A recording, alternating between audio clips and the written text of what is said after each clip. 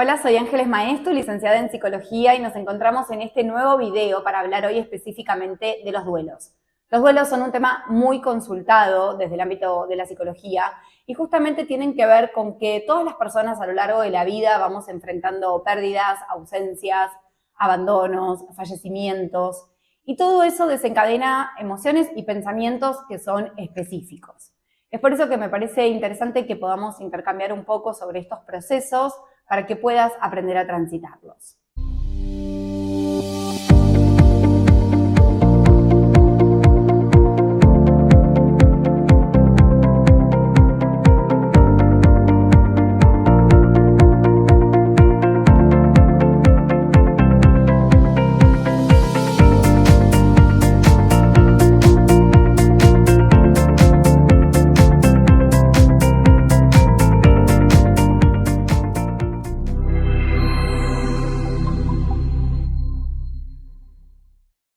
Arranquemos por definir qué es un duelo. Un duelo es una respuesta emocional que es natural, que es inherente a todas las personas y que se desencadena frente a la pérdida, al abandono o a la ausencia de algo que es valioso para nosotros. Cuando nosotros hablamos de los duelos, no siempre estamos hablando de una pérdida real, como por ejemplo el fallecimiento de un ser querido, sino que también hay un montón de duelos que son simbólicos, como por ejemplo cambiarse de casa, mudarse, cambiar de trabajo, distanciarse de amigos, separarse de una pareja, cuando nuestros hijos se van del hogar, convertirse en padres. También un duelo puede ser cuando uno pasa de una situación de actividad a jubilarse o a retirarse. Todo eso tiene que ver con pérdidas, ¿sí? Con cambios, con donde algo nuestro muere, algo nuestro queda atrás y nos pone en el gran desafío de tener que transformarnos, de tener que adaptarnos y de tener que seguir adelante, de construir algo a partir de ese dolor. Y si bien cada persona lo va a vivir de una manera en particular, por supuesto que va a depender mucho del tipo de pérdida, de la intensidad de ese vínculo y de las características de personalidad, hay ciertas emociones y pensamientos que son bastante comunes a todas las personas.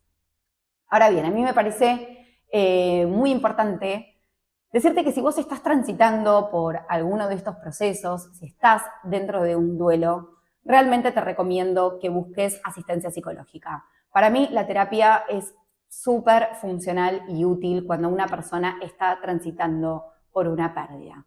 Porque la terapia es un espacio en donde se posibilita abrir las emociones, hablar de ellas, validarlas. Realmente la palabra, hablar, tiene esa capacidad de poder transformar realidades, de que uno en la figura del terapeuta puede encontrar a alguien seguro, puede encontrar un puente, pueda dar nuevos significados a esa pérdida y a partir de ahí poder construir algo y elaborar aquello que ha sido tan doloroso. El dolor es una de las emociones más difíciles de transitar y para muchas personas puede ser realmente una experiencia devastadora.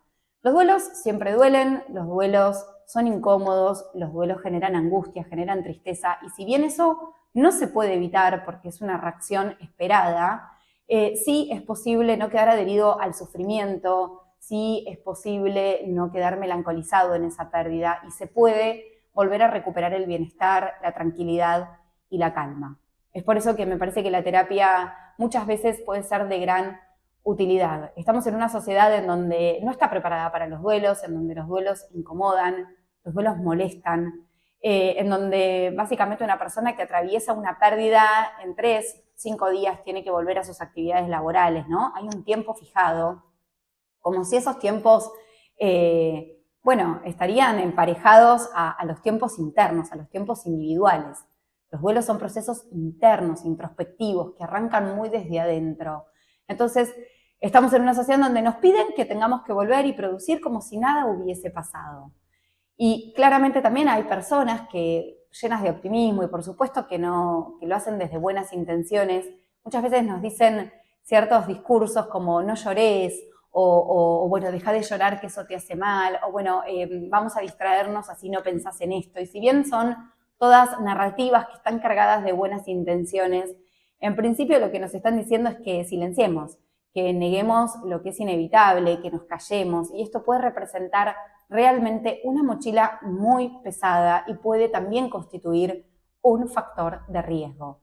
Cuando los duelos no tienen posibilidad de hablarse, de que la persona pueda permitirse encontrarse con sus emociones y con todo lo negativo que lo pone de cara a esta pérdida, bueno, pueden convertirse en duelos patológicos. Los duelos pueden quedar detenidos y esto, la persona puede entrar en una depresión muy profunda o en el consumo de sustancias o en el alcoholismo.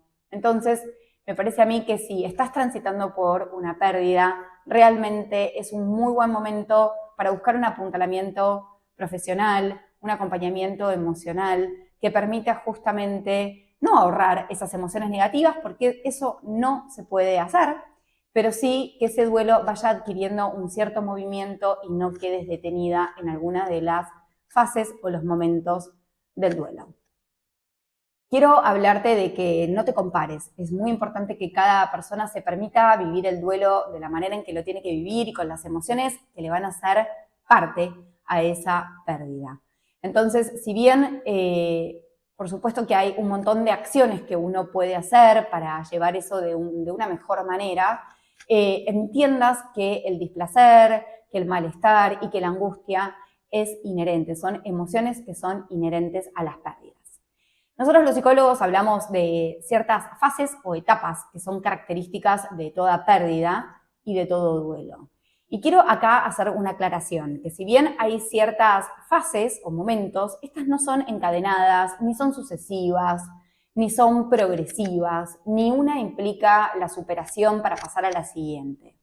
Son básicamente emociones y momentos que son comunes a todas las personas que atraviesan una pérdida, pero estas emociones se dan de manera intensa, se dan de manera descontrolada, desordenada. La persona puede ir y venir varias veces por esas emociones y por esos pensamientos. Y está bien que así sea. Las 5 fases del duelo que los psicólogos hablamos son, la primera tiene que ver con una etapa de shock, de negación, después viene una etapa de enojo, de rabia, de bronca, una etapa de negociación, una etapa de tristeza, de angustia, de depresión y por último la aceptación. Vamos a hablar un poquito de cada una de estas para que puedas identificarlas. La primera de ellas hablamos de una etapa de shock, de negación, que por lo general tiene que ver con el primer contacto o el primer impacto con esa noticia o con esa pérdida. Acá lo que predomina es una emoción que es la incredulidad, ¿no? La persona dice, no puedo creer que esto me esté pasando, no puede ser cierto. Es como una desmentida a la realidad. Por supuesto que tomar contacto con la noticia es desestabilizante. Entonces, en algún punto, esta negación lo que hace es poner a la persona en pausa. Lo detiene para empezar a procesar un montón de imágenes, de recuerdos, que va a tener que empezar a hacer frente. En algún punto hay como un detenimiento. La persona se detiene frente a aquello que está sucediendo. Luego, cuando se traspasa un poco esa desmentida, la persona empieza a tomar un poco de conciencia sobre esa pérdida, sobre ese abandono, y se llena de enojo, se llena de rabia, se llena de bronca, se enoja con la otra persona, se enoja con uno mismo, con Dios, con la vida. Lo que predomina es un gran sentimiento de injusticia, ¿sí? No puede ser esto que me estás diciendo, es injusto. Aparece como un gran recelo, un gran resentimiento sobre esta pérdida. Pero luego, después de esto, aparece una cierta negociación en donde uno, bueno, ya ahí se negó, después se enojó, y aparece acá como un intento de acordar, por lo general es con una instancia superior, a veces con Dios, ¿no? Bueno, si me lo devolvés o si realmente evitás esto que es inevitable, te prometo tal cosa o te prometo que voy a hacer tal otra, ¿no? Entonces, pareciera que acá aparece la negociación como un modo de revertir los resultados, de negar lo que es inevitable. También, después por otro lado, va a venir un momento de mucha tristeza. Va a venir un momento que incluso lo llamamos de depresión, en donde acá lo que aparecen es un montón de sentimientos negativos, en donde la persona hay una pérdida de interés muy grande por actividades sociales, por todas aquellas cosas que antes sí eran gozosas para esa persona. La persona se empieza a aislar, es un momento de mucha introversión. También lo que pasa acá es que ya se empieza a hacer más notoria la ausencia del otro o aquello que se perdió, porque empieza a pasar un tiempo prudencial, ¿no? Donde uno empieza a encontrarse con aquellas rutinas o hábitos que ya no están. Y a la vez las personas que nos acompañaron al principio ya empiezan a retomar sus actividades cotidianas, ¿no? Empiezan a retomar sus vidas. Entonces la persona se pone un poco más de cara a esa ausencia, se encuentra más a solas con esas emociones negativas, y por eso es que es un momento en donde suele ser la etapa más larga y también la etapa más difícil y más peligrosa, porque la persona empieza a callarse, empieza a silenciarse para no incomodar a los otros, para no nuevamente volver a hablar de lo mismo, siente que molesta o que entorpece. Entonces lo empieza a vivir desde el silencio, empieza a callar sus emociones y, como bien dije previamente, hablar de lo que a uno le pasa claramente puede hacer la diferencia en la elaboración de esa pérdida. El dolor es inevitable, pero poner en palabras y poder permitirse expresar sobre todo lo que uno va sintiendo y va pensando realmente es lo que marca la diferencia. Cuando la persona se empieza a callar, empieza a perder el contacto con lo social, también puede aparecer los síntomas físicos, ¿sí? Empieza a aparecer las crisis de ansiedad, empieza a aparecer los dolores de cabeza, empieza a aparecer el insomnio, la gastritis, ¿sí? Distintos síntomas físicos en donde el cuerpo empieza a hablar por lo que la persona justamente no puede decir. Entonces hay que prestar mucha atención en esta etapa. Hay personas que lo van a transitar más en silencio, otros que preferirán estar acompañados de otras personas, y va a haber diferencias, pero por lo general esta etapa de tristeza, de depresión, es la más larga, es la más crítica y es a la que más tenemos que prestar atención. Pero después de un momento a otro va a venir el momento de la aceptación, ¿sí? La aceptación tiene que ver con, en algún punto, hacer las paces con la situación. Significa recuperar un estado de paz, de calma, de bienestar, en donde la persona desde un plano racional empieza a entender que las pérdidas son inevitables, que a lo largo de la vida estamos llena de duelos y que la muerte también es parte de la vida. Por supuesto, y vuelvo a insistir, que la aceptación no tiene que ver ni con el olvido, ni tiene que ver con volver a la vida como si nada hubiese pasado. Insisto, aceptar es integrar aquello que se perdió a la vida de esa persona y volver a recuperar el interés por lo social, continuar proyectando, teniendo sueños, incluso recordando a la otra persona no desde las lágrimas, ¿no? Sino pudiendo homenajearlo desde todos esos recuerdos positivos, desde anécdotas, de todo aquello que sí se ha sembrado en ese vínculo. Poder recordar a aquella persona sin quedar melancolizado, sin quedar atrapado en un sufrimiento que realmente sea insoportable y que te detenga. Ese momento de aceptación es posible, se puede aprender a vivir con una pérdida. Vuelvo a aclarar que todas estas emociones no son lineales ni son progresivas. Puede pasar que una persona de golpe esté en camino de la aceptación y pudiendo entender que las pérdidas son inevitables y que son parte de la vida, y de golpe, de un momento a otro, se llena de enojo, se llena de rabia, se llena de una tristeza muy profunda, y está bien que esto sea de esta manera. ¿Sí? Uno va y vuelve las veces que tenga que venir por todas estas emociones hasta que finalmente puede hacer las paces con esa situación. Ahí muchas personas me preguntan a veces cuánto es que dura el duelo, ¿no? Todas estas etapas hasta que uno las transita, ¿qué tiempo cronológico tienen? La respuesta es bastante relativa. En realidad depende. Depende de muchas cosas. Depende de la cercanía del vínculo, depende de la intensidad de esa relación. Por supuesto que no es lo mismo transitar un proceso de duelo frente al fallecimiento de un hijo o frente a un cambio de trabajo, ¿sí? Estamos hablando de pérdidas que son distintas y que por supuesto que se espera que la pérdida de un hijo o de un padre o de una madre se viva con mayor intensidad e incluso dure más tiempo. También, por supuesto, que va a diferir mucho en la duración y en la intensidad si uno se pudo anticipar a la situación o si es una pérdida que es repentina. Por ejemplo, no es lo mismo encarar un proceso de duelo, transitar un duelo cuando se trata, por ejemplo, de un familiar que está internado o que está en una enfermedad terminal, que está hospitalizado, que viene con un diagnóstico en donde uno ya va pudiendo anticiparse que quizás el fallecimiento es algo que va a suceder, y distinto es, por ejemplo, aceptar una pérdida de un ser querido que fallece por un infarto de miocardio o por un accidente de tránsito, en donde son situaciones abruptas y, por supuesto, va a ser mucho más difícil de transitar, de digerir y de acomodar desde lo subjetivo. También va a ser la diferencia la red de apoyo. Si estás acompañado y nutrido de personas que puedan acompañarte en ese proceso, que puedan darte una cierta contención. Aquellas personas que por alguna circunstancia se encuentran más a solas o porque están fuera del país y no pueden nutrirse de esa red afectiva cercana.